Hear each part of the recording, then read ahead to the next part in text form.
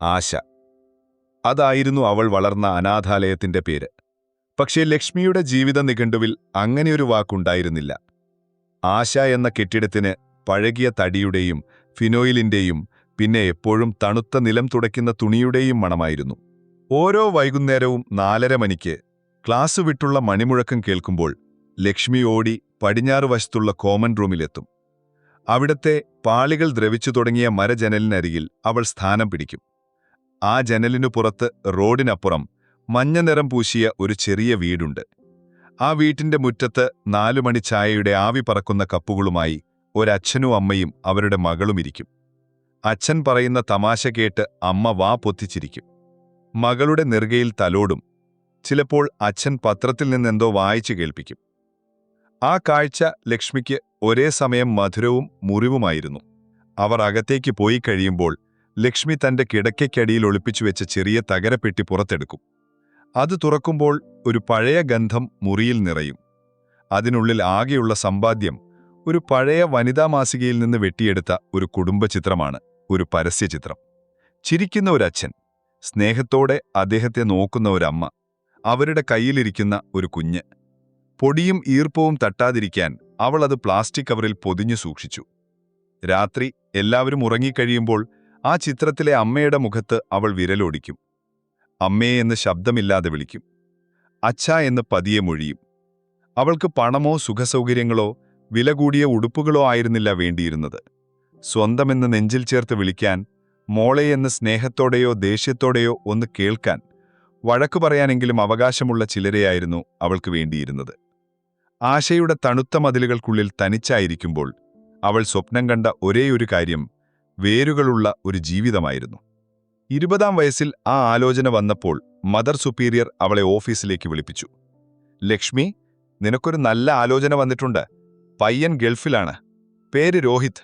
അവൾക്ക് വിശ്വസിക്കാൻ കഴിഞ്ഞില്ല. അനാഥാലയത്തിൽ വെച്ചുള്ള പെണ്ണുകാണൽ ചടങ്ങ് വളരെ പെട്ടെന്നായിരുന്നു. രോഹിത്തും അമ്മ സരസ്വതിയും പെങ്ങൾ രമ്യയും. സരസ്വതി അവളെ അടിമുടി നോക്കി. ആ നോട്ടത്തിൽ സ്നേഹത്തേക്കാൾ കൂടുതൽ ഒരുതരം കണക്കുകൂട്ടലായിരുന്നെന്ന ലക്ഷ്മിക്ക് തോന്നി. രോഹിത്ത് പക്ഷെ അങ്ങനെയല്ലായിരുന്നു. അവൻ നാണത്തോടെ അവളെ നോക്കി ചിരിച്ചു.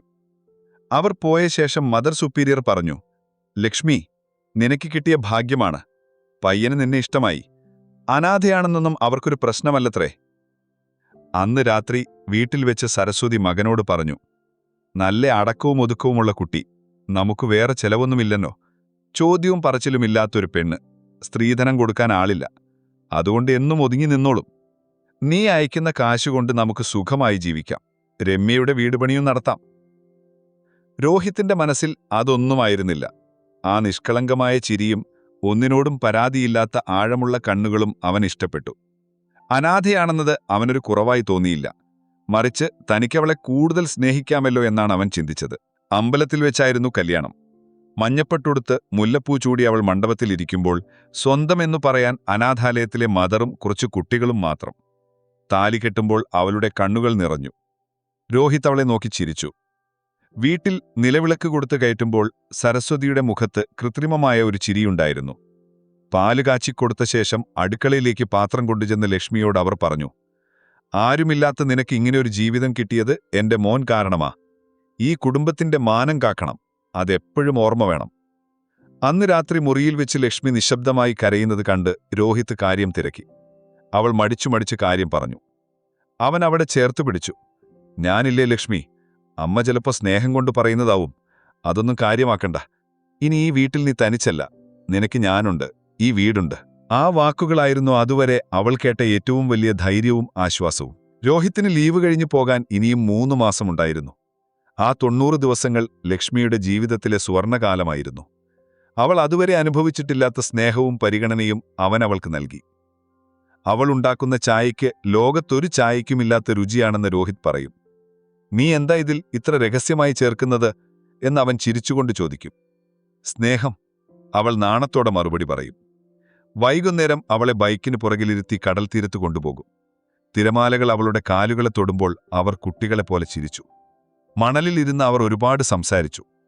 അനാഥാലയത്തിലെ ഒറ്റപ്പെട്ട നിമിഷങ്ങളെക്കുറിച്ച് ആദ്യമായി അവൾ മനസ്സു തുറന്നു. അവനെല്ലാം ക്ഷമയോടെ കേട്ടിരുന്നു. ഒരു ചെറിയ വെള്ളിക്കമ്മൽ വാങ്ങി അണിയിക്കുമ്പോൾ അവൻ പറയും, എന്റെ പെണ്ണിനെന്തു ഭംഗിയാ. സഹോദരി രമ്യ ഇടയ്ക്കിടെ വന്നു തുടങ്ങി. അവൾക്ക് ഈ അടുപ്പമത്ര പിടിക്കുന്നുണ്ടായിരുന്നില്ല. ഏട്ടൻ ഇവളെ വല്ലാതെ തലയിൽ കയറ്റുന്നുണ്ട്, അധികം സ്വാതന്ത്ര്യം കൊടുക്കണ്ട, അമ്മ അവനോട് സ്വകാര്യമായി പറഞ്ഞു. അച്ഛൻ മാധവൻ മാത്രം ഒന്നിനോടും പ്രതികരിച്ചില്ല. പുകവലിക്കാനായി പുറത്തേക്ക് പോകുമ്പോൾ ലക്ഷ്മിയെ നോക്കി ഒന്ന് പുഞ്ചിരിക്കും. ആ ചിരിയിൽ ഒരു നിസ്സഹായതയും എന്തോ പറയാൻ മടിക്കുന്നതുപോലെയും അവർക്ക് പലപ്പോഴും തോന്നിയിരുന്നു.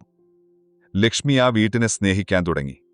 ആ അടുക്കളയെയും മുറ്റത്തെ ചെടികളെയും, എന്തിന് സരസ്വതിയുടെ ശകാരങ്ങളെപ്പോലും അവൾ സ്നേഹിക്കാൻ ശ്രമിച്ചു. ആ മണ്ണിൽ തന്റെ വേരുകൾ ആഴ്ത്താൻ അവൾ ആത്മാർത്ഥമായി ആഗ്രഹിച്ചു. ആ ദിവസം വന്നു. രോഹിത് തിരികെ പോകുന്നു. എയർപോർട്ടിലേക്ക് പോകാനായി കാർ വന്നു നിൽക്കുമ്പോൾ അവൻ അവളുടെ കൈകൾ പിടിച്ചു. മുറിയിൽ വെച്ച് അവൻ അവളെ കെട്ടിപ്പിടിച്ചു. ലക്ഷ്മി, അമ്മയെയും അച്ഛനെയും നന്നായി നോക്കണം. രമ്യക്കും ഒരു കുറവും വരരുത്. അവൾ നമ്മുടെ അനിയത്തിയല്ലേ. ഞാൻ അത്രയ്ക്ക് വിശ്വസിക്കുന്നു. ഞാൻ വേഗം വരാൻ നോക്കാം. കണ്ണുനീർ അടക്കിപ്പിടിച്ച് ചിരിക്കാൻ ശ്രമിച്ചുകൊണ്ട് അവൾ പറഞ്ഞു. ഏട്ടൻ പേടിക്കണ്ട, ഇത് എന്റെ വീടല്ലേ. ഇവരെന്റെ അച്ഛനും അമ്മയുമല്ലേ. ഞാൻ നോക്കിക്കൊള്ളാം ഏട്ടാ. അവിടെ ചെന്നിട്ട് വിളിക്കണം. ടാക്സി കണ്ണിൽ നിന്നും മറഞ്ഞതുവരെ അവൾ ആ ഗേറ്റിനരികിൽ നിന്നു. അത് അകലേക്ക് പോകുമ്പോൾ അവളുടെ ഹൃദയത്തിന്റെ ഒരു ഭാഗം കൂടി അതോടൊപ്പം പോകുന്നതുപോലെ അവൾക്ക് തോന്നി. അന്ന് രാത്രി അത്താഴം കഴിച്ച പാത്രങ്ങൾ കഴുകി വയ്ക്കുമ്പോൾ സരസ്വതി അടുക്കളയിലേക്ക് വന്നു. അവരുടെ മുഖഭാവം മാറിയിരുന്നു. അവൻ പോയല്ലോ, ഇനി അവന്റെ തണലിലിരുന്ന് സുഖിക്കാമെന്ന് കരുതണ്ട. അവൻ അയക്കുന്ന പണത്തിന്റെ അഹങ്കാരം ഇങ്ങോട്ടെടുക്കണ്ട. നാളെ മുതൽ വീടും മുറ്റവും തുടച്ചു വൃത്തിയാക്കുന്നത് നീയാ. അടുക്കള പണിയും നിനക്ക് തന്നെ. വെറുതെ ഇരുന്ന് തിന്നാൻ ഇവിടെ പറ്റില്ല. ലക്ഷ്മി ഞെട്ടിത്തരിച്ചു നിന്നു. സരസ്വതിയുടെ ശബ്ദത്തിന് ഇത്രയും കനം വെച്ചതായി അവൾ ആദ്യമായി അറിയുകയായിരുന്നു. പിന്നീടുള്ള 2 വർഷങ്ങൾ അവൾ 2 ജീവിതങ്ങളായിരുന്നു ജീവിച്ചത്. ഒന്ന്, രാത്രികളിൽ രോഹിത്തിനോട് ഫോണിൽ സംസാരിക്കുന്ന സന്തോഷവതിയായ ലക്ഷ്മി. 2, ആ വീട്ടിലെ അടുക്കളക്കാരിയായ, ശമ്പളമില്ലാത്ത ജോലിക്കാരിയായ അനാഥലക്ഷ്മി. ദിവസം പുലരുന്നത് അവൾക്ക് വേണ്ടിയായിരുന്നില്ല. രാവിലെ 5 മണിക്ക് എഴുന്നേൽക്കണം, മുറ്റമണിക്കണം, ചാണകം തളിക്കണം, വീട് തുടയ്ക്കണം, എല്ലാവർക്കും ചായ കൊടുക്കണം. രമ്യയും അവരുടെ കുട്ടികളും മിക്കവാറും ദിവസങ്ങളിൽ അവിടെ തന്നെയാവും. അവരുടെ അലക്കിയ തുണികൾ വരെ ലക്ഷ്മി കഴുകണമായിരുന്നു. സരസ്വതി സീരിയൽ കണ്ടിരിക്കുമ്പോൾ അടുക്കളയിൽ അവൾ പുകയൂതി തളർന്നിട്ടുണ്ടാകും. ഫോൺ ബെല്ലടിക്കുമ്പോൾ അവൾ അടുക്കളയിൽ നിന്നോ മുറ്റമടിച്ചുകൊണ്ടിരിക്കുമ്പോഴോ ആയിരിക്കും കൈ സാരിയിൽ തുടച്ച് കിതപ്പോടെ ഓടിച്ചെന്ന് ഫോൺ എടുക്കും. ശബ്ദത്തിലെ കരച്ചിലും തളർച്ചയും മാറ്റി അവൾ ചിരിച്ചുകൊണ്ട് പറയും, ഏട്ടാ, സുഖാണോ? ഇവിടെ എല്ലാവരും സുഖമായിട്ടിരിക്കുന്നു. അമ്മയ്ക്ക് പ്രഷറിന്റെ മരുന്ന് വാങ്ങണോ ഏട്ടാ? രമ്യയുടെ വീട് പണി തുടങ്ങി. അതിന് കുറച്ച് കാശ് വേണമെന്ന് അമ്മ പറഞ്ഞു. അവൾ സ്വന്തമായൊരു ചുരിദാർ പോലും ആവശ്യപ്പെട്ടില്ല.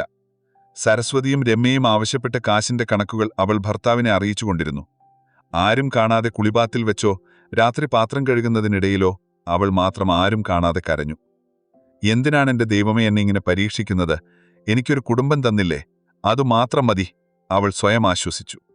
നിലം തുടയ്ക്കുകയായിരുന്ന അവളെ അച്ഛൻ മാധവൻ വഴക്കു പറയുന്നത് കേട്ടുകൊണ്ടാണ് 2 വർഷങ്ങൾക്ക് ശേഷമുള്ള രോഹിതിന്റെ തിരിച്ചുവരവ്. അവൻ ടാക്സിയിൽ വന്നിറങ്ങുന്നത് ആരും അറിഞ്ഞിരുന്നില്ല. "ഒന്ന് വേഗമാകട്ടെ പെണ്ണേ, മനുഷ്യന് ചായ കുടിക്കാൻ സമയമായി. ഇവിടെ ഇങ്ങനെ ഉരസിക്കൊണ്ടിരുന്നാൽ മതിയോ?" മാധവന്റെ ശബ്ദം മുറ്റത്തേക്ക് കേൾക്കാമായിരുന്നു.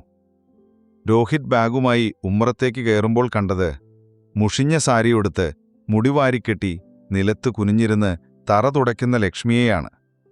അവൾ കൈ സാരിത്തലപ്പിൽ തുടച്ച് തന്റെ അടുത്ത് ഓടിവരുമ്പോഴും ആ കണ്ണിൽ ഭയവും അതിശയവും കണ്ണുനീരും ഒരുമിച്ച് നിറഞ്ഞു നിന്നിരുന്നു.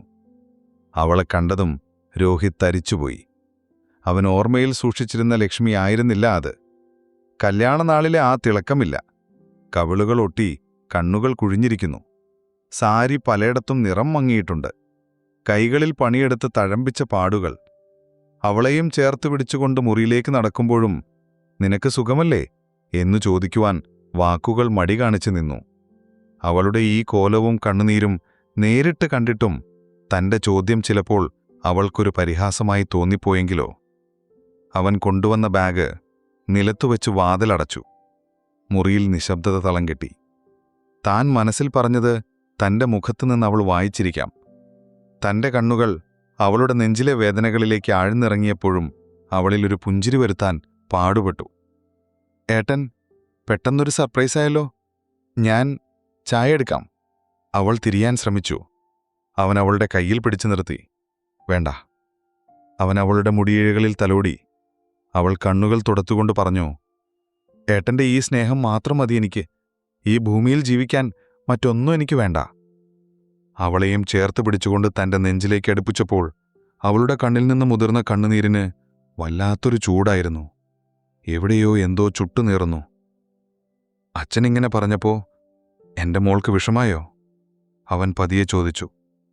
ഇല്ലേട്ടാ, എന്റെ കൂടെ എന്റെ ഏട്ടനില്ലേ? അതൊക്കെ അച്ഛൻ സ്നേഹം കൊണ്ടല്ലേ? അച്ഛനും അമ്മയും ഉണ്ടായിരുന്നിട്ടും ഈ വീട്ടിൽ അവൾ ഒറ്റയ്ക്കാണെന്ന് അവളുടെ വാക്കുകളിലെ വിറയലിൽ നിന്ന് രോഹിത് മനസ്സിലാക്കി. ദിവസവും ഫോൺ ചെയ്യുമ്പോൾ പോലും അവൾ ഇവിടുത്തെ ഒരു കാര്യവും തന്നോട് പറയാറില്ല. തന്നിൽ നിന്നെല്ലാം അവൾ മറച്ചുവച്ചതാണെന്ന് അവളുടെ കണ്ണുനീരിൽ അവന് വ്യക്തമായിരുന്നു. അല്ലെങ്കിലും എന്നാണ് അവൾ സ്വന്തം വേദനകൾ തന്നോട് പറഞ്ഞിട്ടുള്ളത്? ആ പാവത്തിന് ഉടുക്കാൻ നല്ലൊരു സാരി പോലുമില്ല. നരച്ച് നിറം മങ്ങിയ ബ്ലൗസിന്റെ കളർ ഏതാണെന്ന് പോലും തനിക്ക് കണ്ടുപിടിക്കാൻ കഴിയുന്നില്ല. എന്തുകൊണ്ടാണ് തനിക്ക് അവരോടൊരു ചെറിയ ചോദ്യം പോലും ചോദിക്കാൻ കഴിയാത്തത്? ഇവളെന്റെ ഭാര്യയാണ്. അപ്പോൾ അച്ഛനും അമ്മയ്ക്കും എന്നെപ്പോലെയല്ല ഇവളും. തന്റെ സ്നേഹം അവർ മുതലെടുക്കുകയാണ്. അതിന് ഈ പാവത്തിന്റെ കണ്ണുനീരിൽ കുളിച്ചുകൊണ്ടാകുമ്പോൾ നെഞ്ചു നീറുകയാണ്.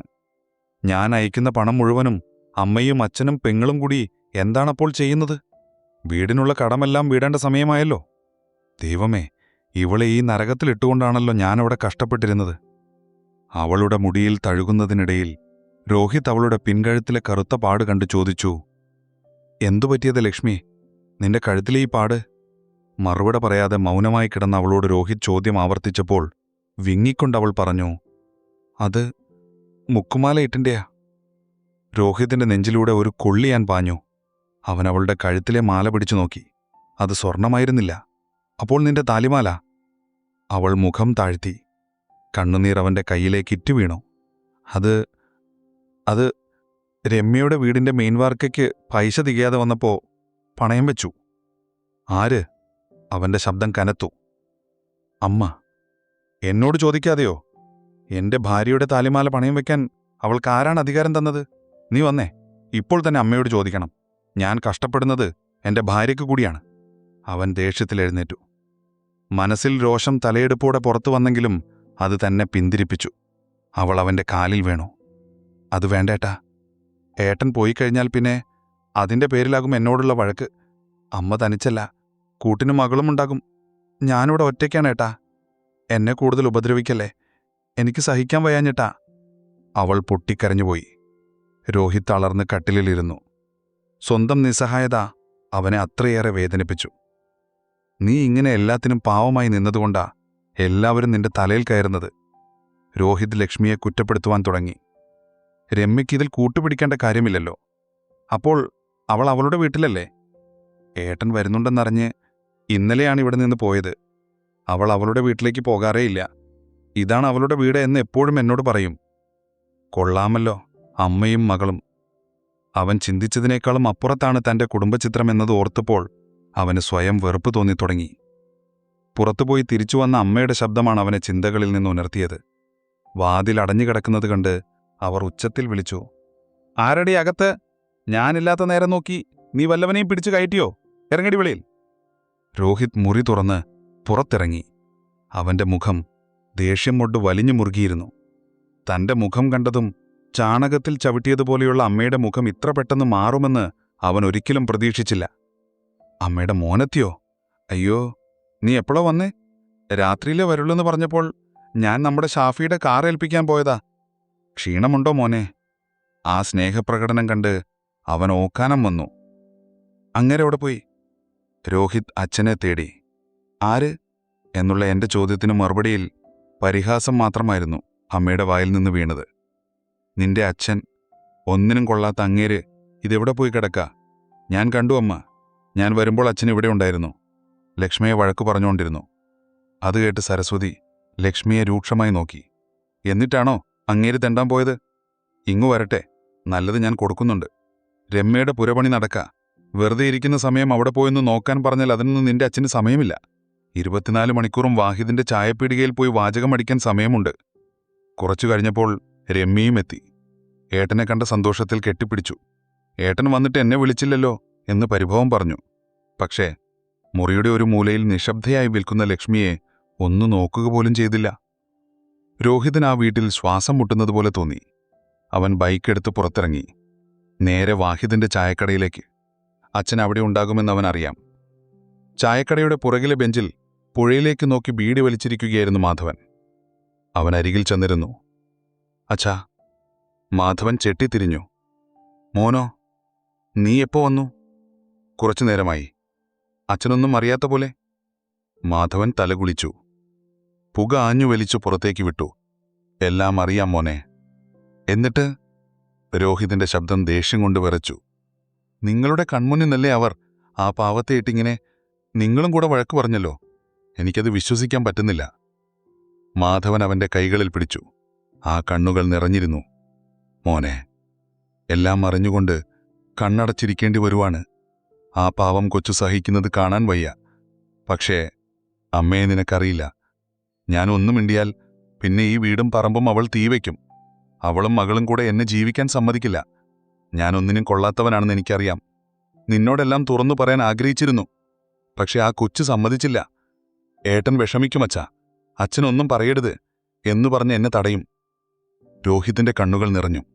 സ്വന്തം അച്ഛന്റെ നിസ്സഹായത അവനെ തളർത്തിക്കളഞ്ഞു. രാത്രി അത്താഴം കഴിക്കാൻ എല്ലാവരും ഒന്നിച്ചിരുന്നു. ലക്ഷ്മി വിളമ്പിക്കൊടുക്കുമ്പോൾ രോഹിത് കൊണ്ടുവന്ന പെട്ടികൾ ഹാളിൽ തന്നെ ഉണ്ടായിരുന്നു. മോനെ, ആ പെട്ടികള് തുറന്നേ. രമ്യയ്ക്കെന്തൊക്കെയാ നീ കൊണ്ടുവന്നതെന്ന് കാണട്ടെ, സരസ്വതി പറഞ്ഞു. രോഹിത് മടിച്ചു പെട്ടി തുറന്നു. സരസ്വതി അതിൽ നിന്ന് വില കൂടിയ പെർഫ്യൂമുകളും ചോക്ലേറ്റുകളും എടുത്തു. ഇതൊക്കെ രമ്യയ്ക്ക്, അവൾക്ക് ഇഷ്ടമുള്ള ബ്രാൻഡാ. അമ്മേ, അത് ലക്ഷ്മിക്ക് വേണ്ടി ഞാൻ... രോഹിത് പറഞ്ഞു തുടങ്ങി. അവൾക്കോ? അവൾക്ക് ഈ മണമൊന്നും പിടിക്കില്ല. അവൾക്ക് ചന്ദനത്തിരിയുടെയും വിയർപ്പിന്റെയും മണമാണിഷ്ടം, അല്ലടി? സരസ്വതി ലക്ഷ്മിയെ നോക്കി അട്ടഹസിച്ചു. രമ്യയും അതിൽ കൂടെ ചിരിച്ചു. ലക്ഷ്മി ഒന്നും മിണ്ടാതെ നിലത്തേക്ക് നോക്കിയിരുന്നു. അവളുടെ കണ്ണിൽ നിന്ന് ഒരു തുള്ളി കണ്ണുനീർ നിലത്തേക്ക് വീണു. അത് കണ്ടതും രോഹിത് ദേഷ്യത്തിൽ നിന്ന് എഴുന്നേറ്റു. എനിക്ക് വേണ്ട ഈ ആഹാരം. അവൻ കൈകഴുകി മുറിയിലേക്ക് പോയി. കണ്ടോ, അവൻ വന്നപ്പോൾ തന്നെ അവൾ അവനെ മാറ്റിത്തുടങ്ങി. ഇവളിവിടെ കയറി വന്നതിൽ പിന്നെ ഈ വീടിന്റെ സമാധാനം പോയി. സരസ്വതി പിറുപിറുത്തു. വീട്ടിലെ ജോലിയെല്ലാം കഴിഞ്ഞ് രാത്രി വൈകിയാണ് ലക്ഷ്മി മുറിയിലെത്തിയത്. അതുവരെ അവൻ അവൾക്കായി കാത്തിരുന്നു. കുളി കഴിഞ്ഞ് ആ പഴയ സാരി തന്നെ ഉടുക്കാൻ തുടങ്ങിയ അവളുടെ കൈയിലേക്ക് അവൻ ബാഗിൽ നിന്ന് ഒരു പുതിയ പച്ചക്കറിയുള്ള സെറ്റ് സാരി എടുത്തുവെച്ചു നീട്ടി. നല്ല സാരിയായിട്ടാ, വില കൂടിയതാവും, വീട്ടിലുടുത്ത് ചീത്തയാക്കണ്ട എന്ന മറുപടി അവന്റെ കാതിൽ കിടന്ന് മുഴങ്ങിക്കൊണ്ടിരുന്നു. ഇത് നീ ഉടുത്താ മതി, നിനക്ക് വേണ്ടിയാ കൊണ്ടുവന്നത്. നിർബന്ധിച്ച് അതിൽ നിന്ന് ഒന്നുടുപ്പിച്ചപ്പോൾ തന്റെ പെണ്ണിനെ ആദ്യ രാത്രി കണ്ടതിലേക്കാളും ഭംഗിയുള്ളതുപോലെ തോന്നിയവന് ഇരുട്ടിന്റെ മറവിൽ തന്റെ നെഞ്ചിൽ തലവെച്ച് കിടക്കുന്ന അവളുടെ മൗനത്തിനെ ഇല്ലാതാക്കിക്കൊണ്ട് താൻ കാതിൽ മെല്ലെ ചോദിച്ചു. നിന്നെ ഇവിടെ തനിച്ചാക്കിപ്പോയതിൽ ഈ ഏട്ടനോട് നിനക്ക് ദേഷ്യം തോന്നുന്നില്ലേ ലക്ഷ്മി? അതിനെനിക്ക് ഈ ജന്മം കഴിയില്ലേട്ടാ. എന്റെ നെഞ്ചിൽ മുഖമൊന്നുകൂടെ ചേർത്തുവെച്ചുകൊണ്ട് അവൾ വേദനിപ്പിക്കാതെ ഒന്ന് കടിച്ചു. എനിക്കെന്റെ ഏട്ടൻ മതി. അതിനല്ലേ ദൈവം എന്റെ അച്ഛനെയും അമ്മയെയും തിരിച്ചു വിളിച്ചപ്പോൾ ഏട്ടനെ എനിക്ക് വേണ്ടി ഭൂമിയിലേക്ക് അയച്ചത്? അത് കേട്ടതും അവൻ അവളെ ഇരുകൈയും കൊണ്ട് ചേർത്തുപിടിച്ചു. കുറെ നേരത്തെ നിശബ്ദതയ്ക്ക് ശേഷം അവൻ പറഞ്ഞു, ഇനി ഞാനൊരു സന്തോഷവാർത്ത പറയട്ടെ. രാവിലെ തന്നെ പറയണമെന്ന് കരുതിയതാ. സന്തോഷമുള്ള കാര്യം പറയുമ്പോൾ അത് എതിരേൽക്കാൻ നിന്റെ മനസ്സുകൂടി സന്തോഷമായിരിക്കണ്ടേ? ഞാൻ തിരിച്ചു പോകുമ്പോൾ എന്റെ കൂടെ നീയും കാണും. ജോലി മാറ്റമായി. പുതിയ കമ്പനിയിൽ എനിക്ക് ഫാമിലി അലവൻസ് ഉണ്ട്. വിസയുടെ പേപ്പറെല്ലാം ഞാൻ ശരിയാക്കിയിട്ടുണ്ട്. ഇനിയുള്ള കാലമെങ്കിലും നിന്റെ കണ്ണുനീർ ഈ ഭൂമിയിൽ വീഴാത്ത നോക്കണം. അവൻ അവളുടെ സന്തോഷമുള്ള മുഖം പ്രതീക്ഷിച്ചു. അത് കേട്ടതും അവൾ എഴുന്നേറ്റ് കട്ടിലിൽ കുത്തിയിരുന്നു. ജനലഴിയിലൂടെ കടന്നുവന്ന ചെറിയ നിലാവിന്റെ വെട്ടത്തിൽ അവളുടെ മുഖം അവൻ കണ്ടു. ആ കണ്ണുകൾ നിറഞ്ഞിരുന്നു. നീ കരയുകയാണോ ലക്ഷ്മി? നിനക്കെന്താ ഒരു സന്തോഷമില്ലാത്തത്? ഈ നരകത്തിൽ നിന്ന് നിനക്ക് രക്ഷപ്പെടണ്ടേ? ഒരുപാട് സന്തോഷമായി ഏട്ടാ. സന്തോഷം കൊണ്ടാ കണ്ണു നിറഞ്ഞത്. എന്നിരുന്നാലും ഞാൻ വരുന്നില്ല ഏട്ടാ. നിനക്കെന്താ വട്ടുണ്ടോ ലക്ഷ്മി? ഇത്രയും നാൾ അനുഭവിച്ചതൊന്നും പോരാന്നുണ്ടോ? അവൻ ഞെട്ടലോടെ ചോദിച്ചു. ഏട്ടന് പറഞ്ഞാൽ മനസ്സിലാവില്ല. അല്പസമയത്തെ നിശബ്ദതയ്ക്ക് ശേഷം അവൾ തുടർന്നു. അച്ഛനും അമ്മയും ഇല്ലാത്തവർക്കേ അതിന്റെ വേദന അറിയൂ. അനാഥയാലയത്തിലെ ജനലിലൂടെ ഞാനെന്നും ഒരു കുടുംബത്തെ നോക്കി കരയുമായിരുന്നു. എനിക്കിന്നൊരു അമ്മയുണ്ട്, ഒരച്ഛനുണ്ട്. ജീവനെപ്പോലെ സ്നേഹിക്കുന്ന ഭർത്താവുണ്ട്. എത്ര വഴക്കു പറഞ്ഞാലും അമ്മ അമ്മ തന്നെയാ. ഏട്ടന്റെ അമ്മയെന്നാൽ എന്റെയും അമ്മയല്ലേ? ഏട്ടന്റെ അച്ഛൻ എന്റെയും അച്ഛനാ. ഈ വീട് എന്റേതാ. അവരെ തനിച്ചാക്കി ഞാൻ എങ്ങനെയാ വരാ? അവരുടെ കാലം കഴിയുന്നതുവരെയെങ്കിലും ആ സ്നേഹം, ആ ശകാരമെങ്കിലും ഞാനൊന്ന് അനുഭവിച്ചോട്ടെ ഏട്ടാ. ഇതിൽ കൂടുതൽ ഒരു അനാഥ പെണ്ണിന് എന്താണ് ആഗ്രഹിക്കാനുള്ളത്? എന്നെ അതിൽ നിന്ന് പറിച്ചു മാറ്റല്ലേ ഏട്ടാ. അവൾ കരഞ്ഞുകൊണ്ട് അവന്റെ നെഞ്ചിൽ വീണു. രോഹിത് സ്തംഭനായിരുന്നു. ഇത് മണ്ടത്തരമല്ല, വിധേയത്വമല്ല. അനാഥത്വത്തിന്റെ ആഴത്തിൽ നിന്ന് മുളച്ചുവന്ന വേരുകളാണിവ.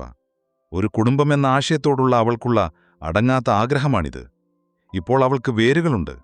അത് അഴുകിയതാണെങ്കിൽ പോലും വേരുകളില്ലാത്തതിനേക്കാൾ ഭേദമാണെന്ന് അവൾ വിശ്വസിക്കുന്നു. എനിക്കറിയാമായിരുന്നു, ജീവിതത്തിൽ മറ്റൊരു സ്ത്രീക്കും ഇവൾക്ക് പകരമാകാൻ കഴിയില്ലെന്ന സത്യം. ഇവളെപ്പോലെ ഇവൾ മാത്രമേ ഉണ്ടാവുകയുള്ളൂ. ലക്ഷ്മി, അടുത്ത ജന്മത്തിലും നീ എന്റെ പെണ്ണായി തന്നെ ജനിക്കണം. അത് പിന്നെ പറയണോ ഏട്ടാ? അടുത്ത ജന്മം മാത്രമല്ല, ഇനിയുള്ള ജന്മം മുഴുവനും ഞാൻ ഏട്ടന്റെ പെണ്ണു തന്നെയാ. അവൻ അവളെ മുറുകെ പുണർന്നു. ഒരു പുതിയ തീരുമാനം അവന്റെ മനസ്സിൽ ഉറച്ചിരുന്നു. പിറ്റേന്ന് രാവിലെ ചായ കുടിക്കുന്നതിനിടയിൽ രോഹിത് എല്ലാവരോടും പറഞ്ഞു, എനിക്ക് 10 ദിവസമേ ലീവുള്ളൂ. അത്യാവശ്യമായി തിരിച്ചു പോകണം. സരസ്വതിയുടെ മുഖം തെളിഞ്ഞു. ഹാവൂ, അപ്പോൾ 10 ദിവസം കഴിഞ്ഞ് പോവില്ലേ? നീ അയക്കുന്ന പൈസയില്ലെങ്കിൽ ഈ കുടുംബം എങ്ങനെയാ കഴിയാ? രമ്യയുടെ പണി തീർന്നിട്ടുമില്ല. രോഹിത് ഒന്നും മിണ്ടിയില്ല. ആ 10 ദിവസവും അവൻ ലക്ഷ്മിയുടെ നിഴലായി കൂടെ നടന്നു. അവളെ അടുക്കളയിൽ തനിച്ചാക്കിയില്ല. ഒരു ജോലിയും ഒറ്റയ്ക്ക് ചെയ്യാൻ സമ്മതിച്ചില്ല. രമ്യയെ വീട്ടിലേക്ക് വിളിച്ച് അവൾ പണയം വെച്ച താലിമാല തിരിച്ചെടുപ്പിച്ചു. പണം കൊടുത്തത് രോഹിത്തായിരുന്നു. സരസ്വതിയോട് അതിനെപ്പറ്റി ഒരക്ഷരം മിണ്ടിയില്ല. പക്ഷെ ആ വീട്ടിലെ അന്തരീക്ഷം വല്ലാതെ മുറുകിയിരുന്നു. അമ്മയും മകളും അവനോടധികം സംസാരിച്ചില്ല. 10-ാം ദിവസം രാവിലെ യാത്ര പറയാനായി എല്ലാവരും ഹാളിൽ നിന്നു. ടാക്സി വരാൻ സമയമായിരുന്നു. സരസ്വതിയുടെ മുഖത്ത് വിഷാദം കലർന്ന ഒരു സന്തോഷമുണ്ടായിരുന്നു. രോഹിത് ബാഗുകളുമായി ഹാളിലേക്ക് വന്നു. എന്നിട്ട് അത് തിരികെ തന്റെ മുറിയിൽ കൊണ്ടുപോയി വെച്ചു. നീ ഇതെന്തേ അയക്കുന്നത് മോനെ? ടാക്സി വരാറായി? സരസ്വതി അക്ഷമയോടെ ചോദിച്ചു. രോഹിത് തിരികെ ഹാളിലേക്ക് വന്നു. ലക്ഷ്മിയുടെ തോളിലൂടെ കൈയിട്ട് അവളെ തന്നോട് ചേർത്തു നിർത്തി. ഞാൻ തിരിച്ചു പോകുന്നില്ല അമ്മേ. എന്ത്? സരസ്വതിയും രമ്യയും ഒരുമിച്ച് ഞെട്ടി.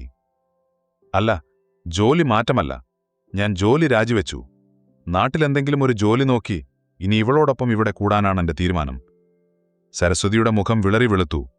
മോനെ, നീ എന്താ പറയുന്നത്? അപ്പോൾ പൈസ? രമ്യയുടെ വീട്? അവളുടെ വീട് നോക്കാൻ അവളുടെ ഭർത്താവുണ്ട്. ഇനി മുതൽ ഈ വീട്ടിലെ ചെലവ് ഞാൻ നോക്കിക്കോളാം. പക്ഷേ എന്റെ ഭാര്യ ഇവിടെ അടുക്കളയിൽ മാത്രം ഒതുങ്ങിക്കൂടാൻ പാടില്ല. അവൾക്കും എനിക്കും ഒരേ സ്ഥാനമായിരിക്കും ഈ വീട്ടിൽ. സരസ്വതിയുടെ മുഖം ദേഷ്യം കൊണ്ട് ചുവന്നു. പ്രധാന വരുമാനം നിലച്ചു. അതിലുപരി ഇനി ഈ വീട്ടിൽ തന്റെ അധികാരം നടക്കില്ലെന്ന് അവർ തിരിച്ചറിഞ്ഞു. മാധവൻ മാത്രം ഒന്നും മിണ്ടിയില്ല. അദ്ദേഹം പതുക്കെ എഴുന്നേറ്റ് അകത്തേക്ക് പോയി. തിരികെ വന്നപ്പോൾ ആ മുഖത്ത് വർഷങ്ങൾക്ക് ശേഷം ആദ്യമായി ഒരു ചിരി ഉണ്ടായിരുന്നു. ലക്ഷ്മി രോഹിത്തിന്റെ കയ്യിൽ മുറുകെ പിടിച്ചു. അവന്റെ മുഖത്തേക്ക് ആരാധനയോടെ നോക്കി. അവളുടെ കണ്ണുകൾ നിറഞ്ഞൊഴുകി. അധികാരത്തിന്റെ സമതുലനില മാറിയിരിക്കുന്നു. അവളെ പറിച്ചുമാറ്റാൻ കഴിയില്ലെന്ന് മനസ്സിലായപ്പോൾ അവൾക്ക് തണലാകാൻ, അവളുടെ വേരുകൾക്ക് വളമാകാൻ അവൻ സ്വയം അങ്ങോട്ട് പറിച്ചു നടുകയായിരുന്നു. ആ വീടിപ്പോൾ ശാന്തമാണ്. രോഹിത് ടൗണിലെ ഒരു ബാങ്കിൽ ജോലിക്ക് പോകുന്നു. സരസ്വതിയുടെ ഒച്ച ഇപ്പോൾ അടുക്കളയിൽ അധികം ഉയരാറില്ല. രമ്യയുടെ വരവും കുറഞ്ഞു. മാധവൻ ഇപ്പോൾ വൈകുന്നേരങ്ങളിൽ വാഹിദിന്റെ ചായക്കടയ്ക്ക് പകരം സ്വന്തം മുറ്റത്തിരുന്ന് ലക്ഷ്മി കൊടുക്കുന്ന ചായ കുടിക്കുന്നു. സന്ധ്യയ്ക്ക് മുറ്റത്തെ മുല്ലയ്ക്ക് വെള്ളമൊഴിച്ചു നിൽക്കുന്നയായിരുന്ന ലക്ഷ്മിയെ രോഹിത് പിന്നിൽ നിന്ന് വന്ന് കെട്ടിപ്പിടിച്ചു. അവരുടെ വയറ് ചെറുതായി മുന്നോട്ട് വന്നിരുന്നു. അവന്റെ തോളിലേക്ക് ചാഞ്ഞുകൊണ്ടവൾ പറഞ്ഞു, ഏട്ടാ, നമ്മുടെ കുഞ്ഞിന് ഞാൻ പേര് കണ്ടുപിടിച്ചു. അവൻ അവളുടെ നെറുകെ ചുംബിച്ചു. എന്താ? ആശ. അവൾ ചിരിച്ചു. അവരുടെ കണ്ണുനീരിനിപ്പോൾ ചൂടില്ലായിരുന്നു, മറിച്ച് തണുപ്പുള്ള ഒരു സന്തോഷം അതിൽ നിറഞ്ഞു നിന്നിരുന്നു. ഒടുവിൽ അവളുടെ വേരുകൾ ഈ മണ്ണിൽ ആഴത്തിൽ പടർന്നിരിക്കുന്നു.